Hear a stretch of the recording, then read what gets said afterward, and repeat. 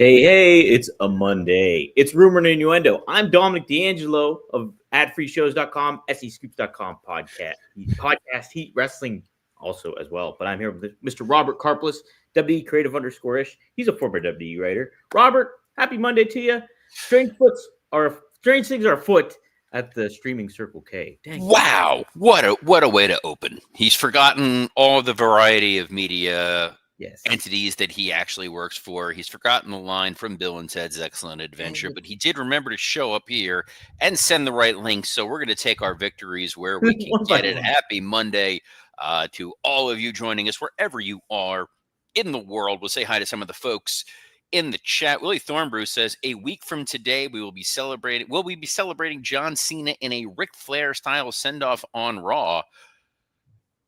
Yeah, that would be my guess, is probably how we're gonna round this out. You know, I know John's last match obviously is this Saturday, so it is very possible that next Monday could be a farewell to Cena. Would you like that? What? Would you like that? Yeah, I think a well-deserved send-off to John Cena would make the most sense. It's an opportunity to open the door for something else potentially to happen. It's all going to come down to the finish of the match. You know, if hypothetically, theoretically, there is a world in which Gunther absolutely destroys John Cena. John Cena is stretchered out as if we're never going to see him again. He's going out on his shield. Then I don't know that I necessarily need to see him on Raw. That maybe it is, all right, John Cena is dead and buried in the world of WWE, and we've moved on. If John won, maybe this is an opportunity for one last something. But, we'll see what that story looks like. Warner Breeze says, hello, RNI. Tony D is back in NXT, and by the looks of his beard and jacket, he just got back from visiting Dom in Pittsburgh. Look at you hanging out with your cousin, Tony. Johnny Disco throwing us a quick hello, RNI. Happy Monday. And Cammy Star says, so starts a week taken over by Cena. If only that were the case. Tony Gong says, spent the weekend in Pittsburgh for Steel City Con. Dom wasn't kidding about how cold it is. How cold is it in Pittsburgh? It's really cold. I didn't even go outside yet today. It's like 26 degrees right now. Feels like 11 or something, I think. Not fun. Wrestling Old Head says, yo, RNI, top of the after morning to you. Super excited to hear your thoughts on the aftermath of the highly anticipated Ring of Honor final battle. In the words of Homer Simpson, by the way, I was being sarcastic. Did not get a chance to watch Final Battle. I will say I've watched SmackDown. I watched NXT Deadline. Did you? And I watched Collision. Myself and Scott Chaplin are going to be recording a special Patreon where we're literally going to be talking Collision and NXT Deadline and SmackDown for the Working Stiff Patreon subscribers. But there is a lot of news to get to, Dom. First and foremost, it wasn't on your run sheet, but it is worth pointing out. This morning, they announced the nominees for the 2026 Golden Globes. And Dwayne "The Rock" Johnson nominated for Best Actor for Smashing Machine. Smashing Machines is Mark Kerr. How about that? Do you think it's well earned, Robert? What do you think about that? I mean, I haven't seen the film. It isn't streaming in a situation yet where I'm comfortable with watching it. Namely, I'm not going to spend the $20 it costs to rent the Smashing Machine. I wasn't going to go out to the theaters necessarily to see it. Once it's streaming somewhere, I'm sure I'll enjoy it in some capacity. It seems like a fairly straightforward Rocky style movie where it's based on a true story. We kind of know what the ending is. Dwayne is someone who has always cared about getting that critical reception, that critical acceptance. It's very Vince McMahon-esque. Vince always wanted the respect of Hollywood. And a lot of the actions he took over the years were based on getting that mainstream acceptance. And eventually he kind of was like, you know what, to hell with you guys. Hulk Hogan was not chasing critical acclaim with pretty much anything he did in the theatrical space. Batista is someone who has gone niche, and I wouldn't be surprised someday if he doesn't wind up getting nominated. John Cena, honestly probably deserves some recognition for what he does on Peacemaker. Yeah, he's pretty darn good with that. And like, yeah, he's got some range on him. John does. Rock, I always kind of put into the category of like a Stallone. Like Stallone was that top action movie star and did a lot of that stuff. And then like, a little bit of that star kind of faded and he wanted to do something a little bit off the beaten path and he chose Copland. Well, yes. So Stallone did do Copland. Keep in mind, Sylvester Stallone did win, the Oscar for Best Picture for Rocky, Absolutely. which is Yes. the film that sprung forth from his pen. Yes. Dwayne always picked a unique choice, being in Be Cool, where it was considered controversial at the time that he was going to be playing an effeminate gay character. Yeah. People were like, "Oh, I may hurt his brand." He was in Southland Tales, which is a movie a lot of people are gonna be like, "Huh?" That was the Donnie Darko follow-up. And in a world that could have been a critical darling, an art house classic, it definitely was not. But he tries to make these decisions over the years that are not all just it's going to be Dwayne Johnson versus an earthquake, Dwayne Johnson versus a giant gorilla, Dwayne Johnson, in Jumanji. So Devin Dowling says Walking Tall was freaking awesome. I liked Walking it. Tall was not a bad movie. Yeah. He was good in the I think was it The Rundown with Christopher Walken and Sean Oh, The William Rundown. Scott.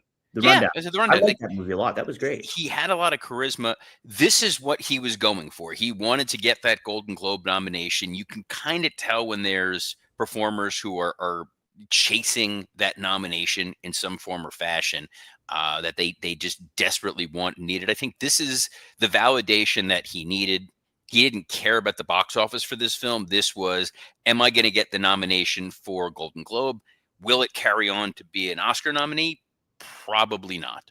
Sometimes it does, but yeah, sometimes it doesn't. With him, no. The part of the reason he benefited from this is the screwy nature of the Golden Globes nomination process is that musical or comedy category.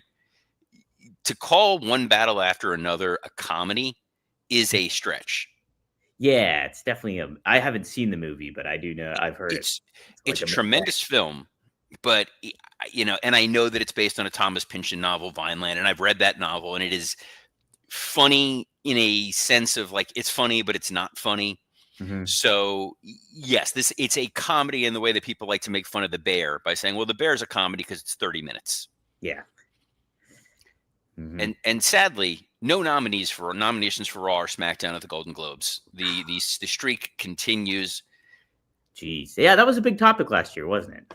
It was, because you know what? The Bloodline story was really compelling and really well built. And now the big storyline in wrestling is media mergers. My goodness gracious. Yes. The as the world still turns, we have more streaming services still turning. That is Paramount is making a hostile bid to get Netflix out from under Warner Brothers Discovery. And Robert, it's a pretty interesting. We talked about this last week, how crazy it is to be a fan of wrestling because it opens you up for so many doors. And you were talking about how it did it for you. And like, this is like just another ripple of all that. Yeah. So part of the wrinkle, and we had said this when we first talked about the Netflix supposed acquisition of Warner Discovery, that we weren't sure how it was going to shake out under the Netflix structure. If this were to go through, which they're maintaining it's going to go through, TBS, TNT, and CNN would be spun off under the Discovery umbrella. It would be a separate company. It would not be part of this Netflix world. So I had said last week, I said there's the possibility there was going to be multiple splintering. So in theory, AEW can continue to air on TBS and TNT under a separate umbrella under this Discovery Global channel, big company that would be built. Let me add too that it's still going to be David Zaslav that's appointed onto that as well.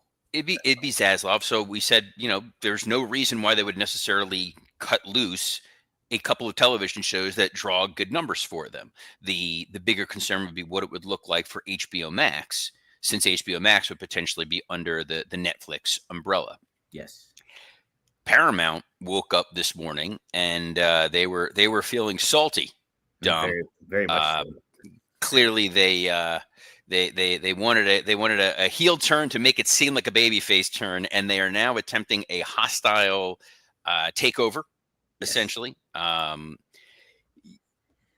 Well, Sorry. Oh, go ahead. Well, I was just gonna add some context. So, like, unlike Netflix's bid, Paramount's offer would be all cash, backstopped by the Ellison family's family fortune. The company also said it has a $54 billion funding commitment from the Bank of America, Citi, and private equity firm Apollo Global. The total value of the deal would be more than $108 million. Ellison, this is Dave Ellison, Larry Ellison. Billion. We're really here to finish what we started. He told NBC after the announcement happened. And then they also said this would be good for the movie business, the theater business, saving the So theater. eventually we're going to learn that the consortium was really Ric Flair. The consortium was me. One of my all-time favorite lines in the history of professional wrestling. Tony Gong says, yes, Paramount is Seth Rollins cashing in at WrestleMania. So basically what happened here was the board at Warner Discovery selected the Netflix bid, and they were now going down the path of letting the lawyers do their lawyer thing, and then preparing to go in front of regulators to get that approved. What Paramount has done is they are going directly to the shareholders. They're saying the board, don't trust them. They're not taking the best deal. We are bringing you an even better deal, so you shareholders should vote on this. This is not the first time something like this has happened. It was 04, 05, somewhere in that window where Comcast tried to do a hostile takeover of Disney. Wow. And they go directly to the shareholders to say, everyone that owns shares, you should vote for what you think is the better deal. And this is the kind of storytelling in WWE they used to do over the years where like Vince was like, well, who's in charge of the board? And we don't know. And fans were ultimately like, I don't care. Just give us our friggin' wrestling. And that's the world that we wound up in, where this is important for the wrestling landscape right now is if Paramount ultimately winds up being successful in this, they would acquire TBS and TNT. Mm-hmm. This is the whole kit and caboodle. They would get TBS, TNT, and CNN, unlike the Netflix deal. And we know that Paramount is the future home of UFC starting next month, which is controlled by TKO. So now you are in a world where Paramount controlling the networks that's airing AEW, but is very much in bed with TKO. Will TKO try to leverage some control and saying, hey, let's try to push and get rid of Tony Khan and the programming that he's got there? It's going to get ugly. That's for damn sure. Right now, it's not going to affect WWE. They're still going to be on Netflix today, tomorrow, and forever until this deal is done. But we said last week, they are not single-threaded. They are sort of across all of the major entertainment platforms. They're on ESPN. They're on Peacock. They're on Paramount.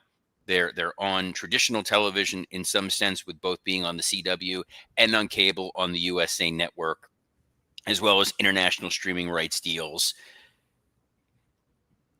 It's just absolutely wild where we're at with it. And on the one hand, Netflix, people in the entertainment industry are concerned about it because they don't know what it's going to mean for theaters.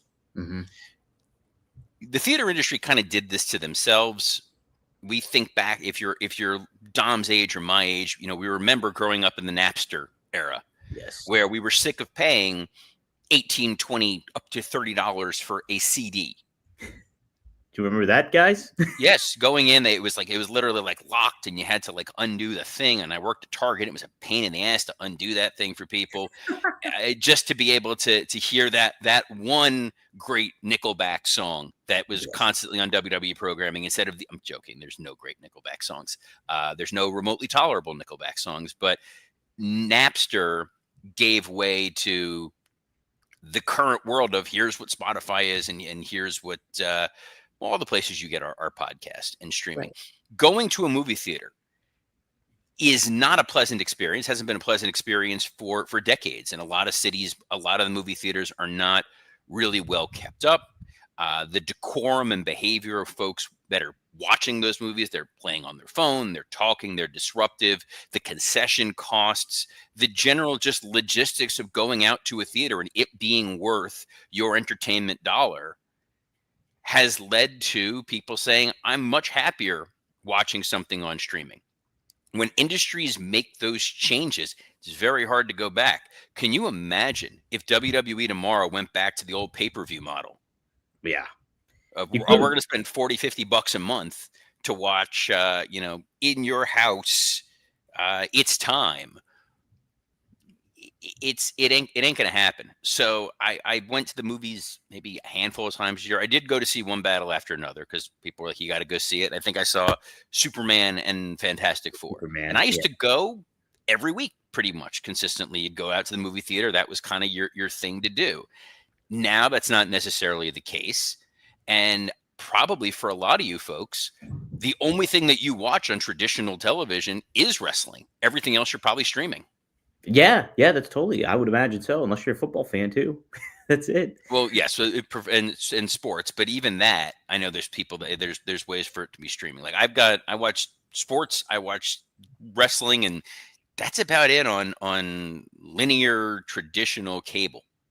Yeah, you think about it too, Robert. Like it was back in the 2010s, 2012 was around. The Avengers movies started coming out, and every year you would get like a superhero movie. Every year it would be that. Whereas like Batman, Dark Knight came out like 2008. You would get a Batman like every 4 years if you're lucky or something to that effect. And that whole market got way oversaturated. Hollywood came up with this formula, and it really disenchanted, I think, a lot of moviegoers to make the movie experience feel significant. And to what you're saying too, the prices go up, theaters aren't as well kept anymore. Just a lot of different aspects going on. We also saw the pivot for it within the world of wrestling. I mean, the wrestling audience used to get exploited a hell of a lot more to go see movies. Maybe you get it WWE now once or twice a year that there's a movie that they really do a hard press on. Sure. I know Nobody 2 was pretty heavily promoted. I think Love Stinks was one of those, but it used to be the whole reason Arnold Schwarzenegger was on that episode of SmackDown was to promote the movie End of Days. That's right. Yeah. We got my all-time favorite, which was the Jeremy Piven Summerfest, where he was promoting that used car movie that he made, The Goods. Oh, why it sticks with me, I don't know. And of course, Ben Stiller and the cast of Mystery Men on an episode of Raw where they didn't want to be there. They didn't care. Granted, they put him with Jeff Jarrett, so of course he wasn't going to care. But we were the marks for the movie world of like, well, they got a captive audience. We're just going to plug it. Now, when you watch WWE programming, there's hardly ever advertising for an in-theater motion picture. Robert, you forgot about the biggest movie of all time. The most biggest movie of all time? Yes. The Three Stooges remake. Yes. The Three Stooges. Well, no, we all know the biggest movie promoted of all time debuted on May 19th. Oh, yes. See No Evil. Correct. Yes. Being corrected. But yeah, the Paramount Netflix deal, one way or another, will have some impact on the wrestling sphere. It'll be interesting to see where it lands. And again, the big winner continues to be our friends at Total Nonstop Action. That is surely the case, Robert. And hey, Carlos Silva happened to be on Ariel Helwani and made some comments about adding some clarity to the relationship with WWE, citing that it's still very positive. There's zero there actual factual anything to that statement regarding what Ariel Helwani had to say about like that deal, like controversy between them and WWE. Things are going great. I mean, Leon Slater was on CW last night in an 8-way on the NXT show. Li Ying just won the belt back at Madison Square Garden just a few weeks ago. Things are great. He also added to that being on WWE programming really helped put an eye out there for AMC to accrue them. So he credits WWE for that. So he's setting a positive relationship. Do you think this is all copacetic between TNA and WWE, Robert, or is this just kind of placating? I think it's fairly copacetic because WWE does not have a television program that airs on Thursday nights, and they don't have a singular media empire that they need to kowtow to. When WWE was under the thumb of Paramount, they needed to be a lot more careful around where they were cross promoting. So with Paramount, they had obviously the Spike TV relationship, the MTV relationship, the Simon and Schuster relationship, the way that the music was being released, the movies that were being promoted on WWE programming, all sort of had to be under that Paramount banner and keeping Paramount very, very happy in that short window of time in which those two had that relationship. Now, WWE is Switzerland. They are fairly agnostic. So if they can drive people to watch TNA, and TNA does better numbers, and they are a friendly to WWE, it further kind of hurts AEW, which, whether Hunter wants to admit it or not, is a benefit to World Wrestling Entertainment, because AEW in their mind is adversarial. Mm-hmm. I know, and yeah, you just mentioned it too, just how Switzerland WWE is. It's a great spot for WWE to be in, because maybe one shoe drops, say something falls through with Netflix, or ESPN really doesn't like working with WWE, and something bad happens with that. They have other things that they can rely on and go somewhere else too. It's why I was so surprised that they did the Peacock deal, because the whole reason in building the WWE network years ago, what we had discussed when we were building WWE 24/7 to be the underlying engine for it, was if for whatever reason we needed to pull the plug on everything else, we just have our own platform. Mm-hmm. And we could air Raw, we could air SmackDown, we could air pay-per-views everywhere in a self-contained streaming whatever platform. WWE Network going away and being part of Peacock, and we don't know where it's ultimately going to land. They are somewhat beholden, but media companies are still willing to pay for professional wrestling. Mm-hmm. It is one of the few annuities that are still out there that they still see not only an inherent value, there's very little oversight and control. That yes, on to some extent, they want big numbers, they want something to feel impactful, but they are not coming in at a granular level and making the sorts of asks that you're hearing from other outlets and entities in terms of media control. They're not saying, "Hey, segment 2, we need Lyra Valkyria out there for 11 minutes and not 12 minutes based on this algorithm." They're just like, "Nope, you guys do your thing. If you're bringing us the numbers, we're going to be fine, and if you're not, we're going to go our separate ways." And there's enough platforms out there. WWE will always kind of wind up landing on its feet. Yeah, for sure. It's you put yourself in that position, and you get that ultimate kind of autonomy to do what you want in certain ways. All right, Robert, let's preview Raw. Oh, yes. Do you have real quick thoughts on SmackDown? Obviously, Gunther advanced. He defeated LA Knight. That was the big takeaway from Friday night. But any other quick takeaways you have from SmackDown? The MFT's Wyatt 6 showdown went so much better than it had any right to. That crowd was super into it. They all loved it. I am a little, we said one of the big questions was, what are they going to do with Cody and what are they going to do with Drew? And guess what? We're just going to do more Cody and Drew. So there's that. Yeah, not probably the best route, but let's see what happens on. It's fine, but we got Raw tonight. It's the last Raw in which John Cena is technically an active member of the roster, Dom. He's not scheduled for it, though, but Gunther is scheduled for it. He's set to appear. What would you have Gunther do here on Raw to kind of bring in the hometown thing about Cena's last match coming up? I mean, he should bring in Denoise and Funk, so maybe he'll put some trash can lids on his feet and he'll do some tap dancing for us. Yeah, right. I'm sure it'll be something along the lines of "I must break you." If there's as cheating as it is, as pandering as it is, I would throw R-Truth out there and let Gunther murder him. Okay. Let's go full Rocky. Let's go full Rocky 4. All right.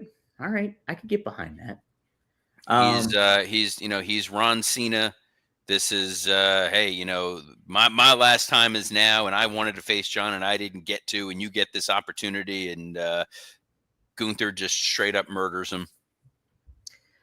How overall do you feel about Gunther being his final opponent, Cena's? Who else could it have been? Yeah, no, I understand that. I think we got in the last year, we got one last Brock Lesnar match. We got one last Randy Orton match. We got one last CM Punk match. We got a Cody match. in terms of a guy who was really going to benefit from the rub. We already saw John Cena versus Solo. We've seen John Cena versus Austin Theory. Gunther was sort of the last guy, maybe with the exception of Braun Breaker, who hasn't had that opportunity with John Cena, and it can be meaningful and important. And Braun Breaker is clearly doing his own thing that's meaningful and important. So let's give Gunther that stamp of approval that audience, whether he wins or loses, the fact that this was John Cena's handpicked opponent says everything that you need to know about how John views Gunther and how the WWE views Gunther going forward. Well, we'll preview that Saturday night's main event coming up here nearing the end of the week. So we'll give our predictions then. But we do have Stephanie McClure is also set to appear, Robert. What's next for her? She's got, who is next on her? Oh, Liv Morgan maybe, right? Liv Morgan has been targeting Stephanie McClure, so that'll be really interesting to see where that ultimately goes. There is always the possibility that they just take a flyer and say, well, we're going to get to the Royal Rumble, and we're just going to let challenger after challenger sort of start mounting against Stephanie. So it feels like she has this whole rogues gallery of people coming after her. Yep. Whereas the tag division sort of has become the main focus. I'm sure completely unrelated to the fact that AEW is doing a tag title tournament. Oh, I'm sure. Absolutely. Speaking of the women's roster, we got Roxanne Perez. She's going to go up against Lyra Valkyria as well, Robert, on tap tonight. Well, that'll further the tag situation with all these different teams going after the Kabuki Warriors. But you did see Judgment Day attack the Kabuki Warriors. There is no honor amongst thieves. So all the women want the tag titles.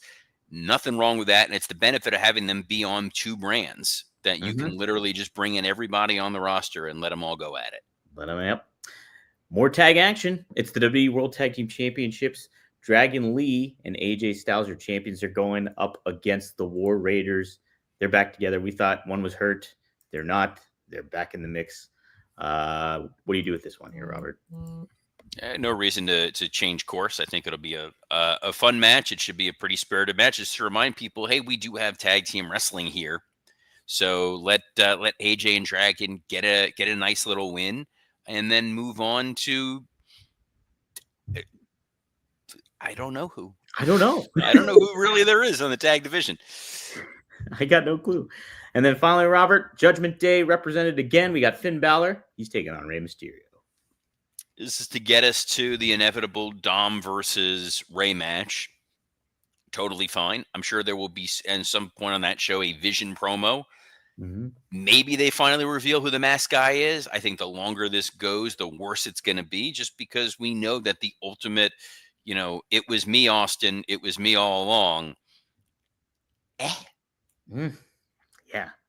Yeah, I'm with you. They got to do it sooner than later. So hopefully we'll get it tonight. It's kind of an but it's not an is being able to be here every Monday through Friday at noon Eastern, as we are on a plethora of platforms, including WWE Creative _ISH X account, the @Dominic D'Angelo X account, the @SE Scoops X account, and on YouTube on Rumor and Innuendo, Podcast Heat, and ad-free shows. So on behalf of the most homeless-looking wrestling producer in all of podcasting, Dominic D'Angelo, I'm Robert Karpolis. Best of luck in your future endeavors. Look at this photograph. Every time I do, it makes me laugh.